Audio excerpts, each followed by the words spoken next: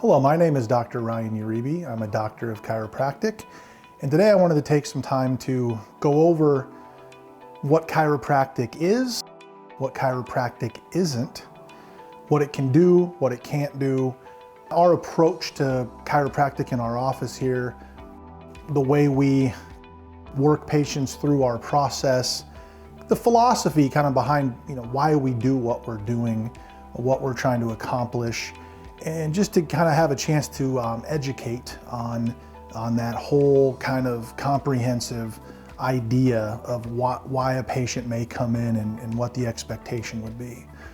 Chiropractic is a science, but it's its own science. It's not medicine. It's not part of medicine. It has its own approach in its own way.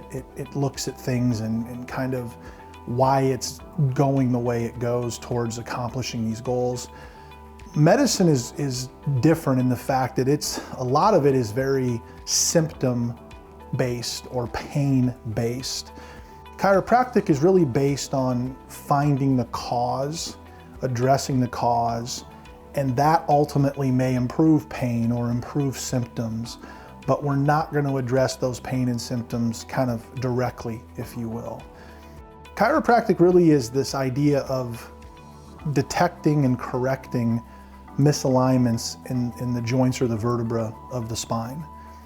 We have our brain, our spinal cord, and the nerves that go out and feed every organ and cell, part of our body, our muscles, our sensations, like I said, our heart and our lungs, the cells in our pancreas, whatever the case may be.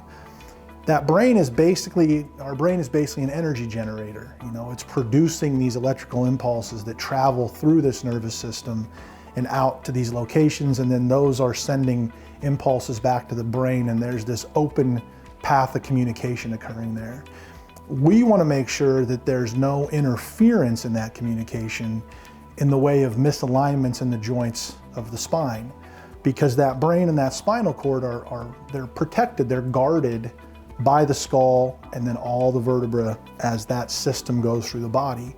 And all those nerves that come in and out of the spine on the right and left side at all these different levels, they're vulnerable. If that spine becomes misaligned, there can be pressure or irritation causing that transmission of that communication to be usually not cut off, but to some degree disrupted. And that can create a problem. That can create a problem if those nerves come out of the middle back and go to the stomach or the pancreas. That can cause a problem in the lower back if those nerves go to feed down to your legs or your bladder or various things like that. So really what we do in our office is focus on that detection and correction of those misalignments. Chiropractic is not a religion. It doesn't require a belief. And I'm not here to make you believe in any of that today, but I want to be here to educate on those topics. I also want to kind of talk about how we try to stay in our lane. We're not here to prescribe meds. We're not here to do physical therapy. We're not here to do massage therapy. We're not here to do nutritional counseling or those kind of things. Those are not our lane. Our lane is chiropractic, misalignments, correction of misalignment. We do have some tools that are very specific. We're going to talk about those here in a little bit, of how we locate and detect those, and then also how we correct those once we find them. But again, chiropractic is its own science, and it's its own kind of idea that the body is this self-healing, self-repairing organism. It doesn't really need any help. It does the job on its own, but ultimately it doesn't work as well if there's interference in that system. There's a lot of analogies we can use to that. You plant a seed in the ground and it needs water and sunlight and no interference, that seed's gonna grow. If you get a cut on your finger, I don't heal that cut. The doctor in the emergency room doesn't heal that cut. Your body heals that cut ultimately, right? And so we wanna make sure that that system that runs that show in the background is working at its optimal capacity all the time. We try to do that for patients of any age group, any age, any level, from infant to elderly. I had some new patients in my office this week, a husband and wife who were born in the late 30s. A couple weeks ago, I had a patient who was less than a year old, 8 months or so, and everything in between. You can make an argument chiropractic may be more valuable for the younger patients because they still have developing nervous systems. And you want to give that nervous system as much potential for growth and development as you possibly can. You don't want to have that negatively impacted because of spinal misalignments at an early age. So we'll check, anything from infants all the way through. I mean, we certainly work with, people who have, mechanical or hardworking jobs for a living. We certainly see athletes and stay-at-home moms and everything in between. But we want to check you, look for those misalignments and remove them if possible. How do we do that? Well, one of the things we use is imaging. That could be x-rays, that could be MRIs. We use a specific kind of imaging, what's called 3D CT or CBCT. It's a type of 3D CAT scan that we're going to talk about here later in the video.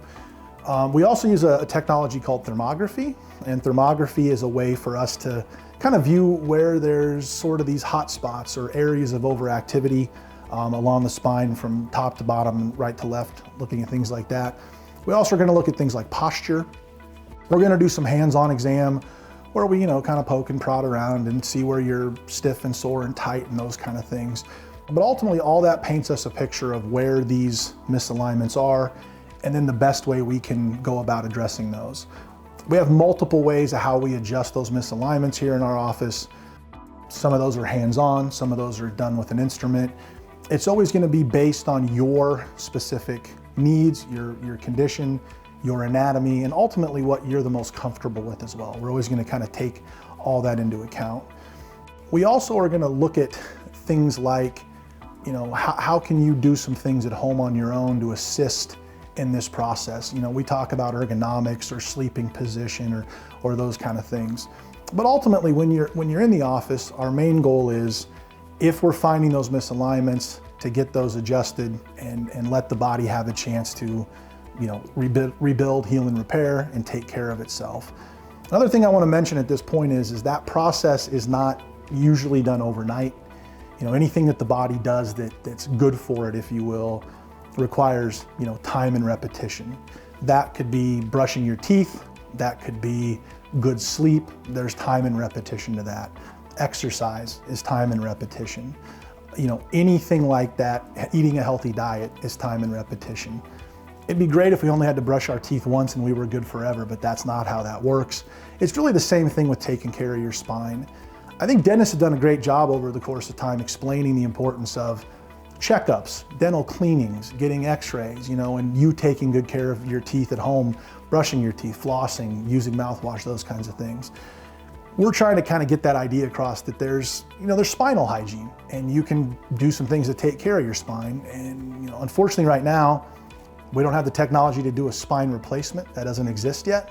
We can replace a knee or we can do a dental implant, but your spine, you only have one opportunity to keep that healthy, and getting adjusted is one of the best ways to do that. We talk about this idea of repetition in time and healing. The body needs to have time. Healing takes time. Those are three very important words. When we make an adjustment, we want to kind of get in, get the work done, and kind of get away and let the body do its thing. We're not in charge of that healing. We don't have that capacity to control that. But we do have the capacity to keep checking and, when necessary, making those corrections and removing that stress. There's a word in chiropractic that's kind of unique. It's the word disease, except that instead of disease, it's dis is hyphen and then E-A-S-E. And the reason they talk about that is it's this idea of a lack of ease within the body. That's that interference that we're talking about. We want to remove that interference and let that system be at ease. You could talk about homeostasis, balance and symmetry. Another kind of analogy we would use is a dimmer on a light bulb, right?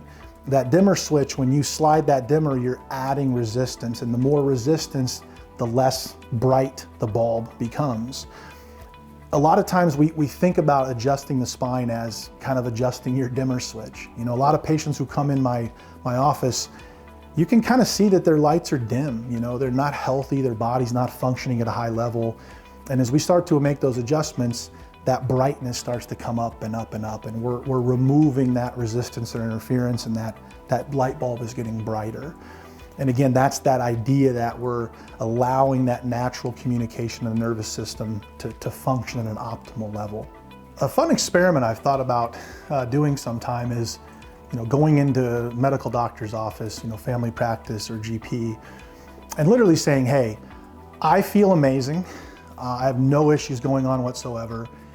I'd like you to prescribe me something that's gonna help me just continue to feel amazing and fulfill the best potential I can possibly, have. And I'm assuming I'm gonna get a look of confusion on their face. My assumption is because, prescribing medications are always about addressing a symptom, treating a symptom, a pain, something that's not going on right. Because drugs ultimately don't provide us with health. They can help address some symptoms along the way, but health comes from within, right? That's how that process works. So I really feel like when you go to the chiropractor, I would love 90% of my patients coming in the door to tell me that exact thing, right? Hey doc, I feel amazing. I'm rocking and rolling. Life is amazing. I want to stay that way. Can you help me do that? Because the answer is absolutely. We're going to do the same exact thing. Do you have any misalignments? And if you do, we're going to do our best to reduce or correct them to the best ability we possibly have. Unfortunately, that's not usually what brings patients into my office.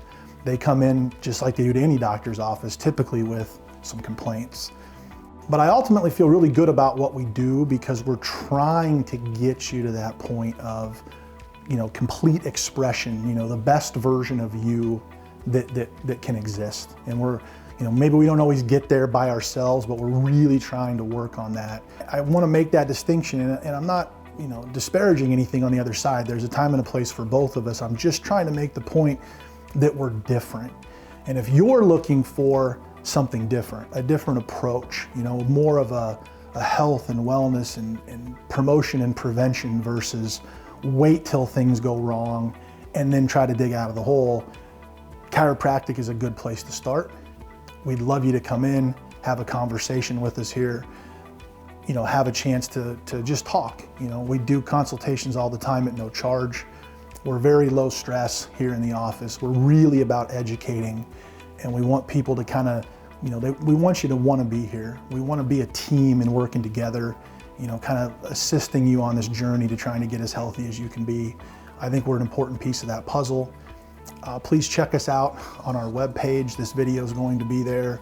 We're going to include kind of a little bit of a quiz or a questionnaire about the video, just to kind of, get some engagement. And if you go ahead and fill that out, we're going to offer some kind of a discount or, something along those lines, just to kind of say, hey, thanks for paying attention. We appreciate your time, and we hope to see you in the office soon. I just wanted to take a moment here to share with you guys some of our imaging technology that we use here in the office. This is what's called cone beam computed tomography, or CBCT. It's a type of 3D CAT scan. This is kind of the primary imaging we use in the neck or cervical spine in particular, to help us detect and eventually correct any of these misalignments that we've been, or subluxations we've been talking about. This technology is really very helpful in trying to help us be able to see the joints, each individual vertebra, really in any kind of direction or orientation that we need to, from above down or from the bottom up, or we can kind of do any sort of repositioning or moving of these images that we need to. Beyond the 3D, we also have these two-dimensional type images here. These look more like more of a traditional X-ray type picture. We can do these from side to side or front to back. We can change our vantage point and move through the joints in different ways. We can also see from kind of above down or bottom up in the two-dimensional as well. And this is really, really helpful when we can combine all the different parts and pieces of this to exactly figure out, which vertebra is out of alignment, on which side, in which direction, and to what degree. Every patient's anatomy is different.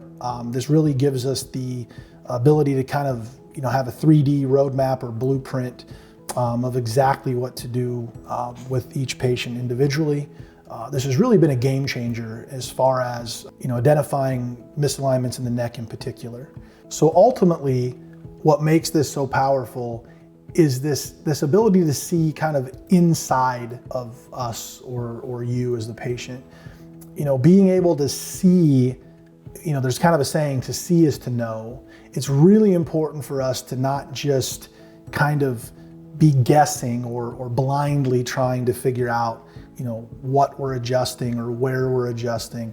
This technology, again, in particular, the three-dimensional part of this is really, really powerful in allowing us to do the best job we possibly can to correct these misalignments that we're finding, and ultimately remove that interference from the nervous system, open up those lines of communication, and try to let that nervous system thrive and be the best it possibly can be.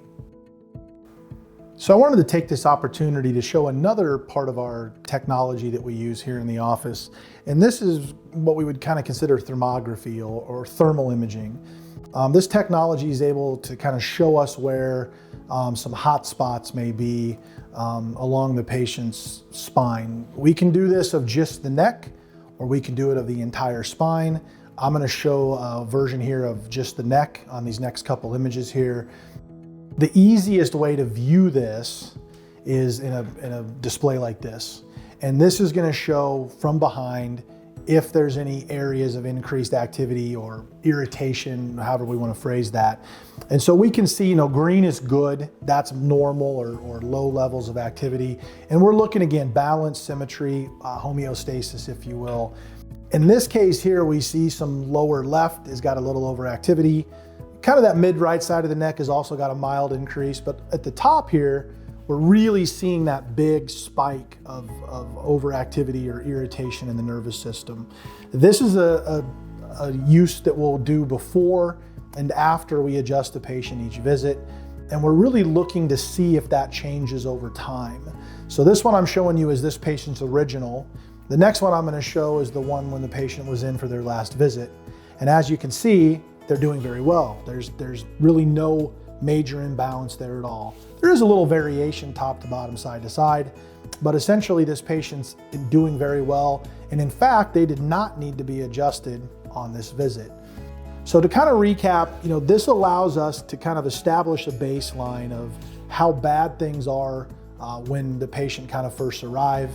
And then, how are we progressing over the course of time and eventually getting to that point where that nervous system is, again, working optimally, flourishing, functioning the way we want it. Kind of a way to look at this is showing us how well your nervous system is going to deal with stress when it happens. And the more bright and colorful this is, the harder time your body's going to have dealing with stress when it occurs. And when I use the word stress, it's not just physical stress. That could be, mental or emotional stress. It could also be, kind of chemical stress, maybe bad diet or, drinking alcohol or those kind of things, or any combination thereof. And so, we're trying to, again, kind of give you the best opportunity neurologically to function and flourish to the best of your ability and have that full expression of your potential.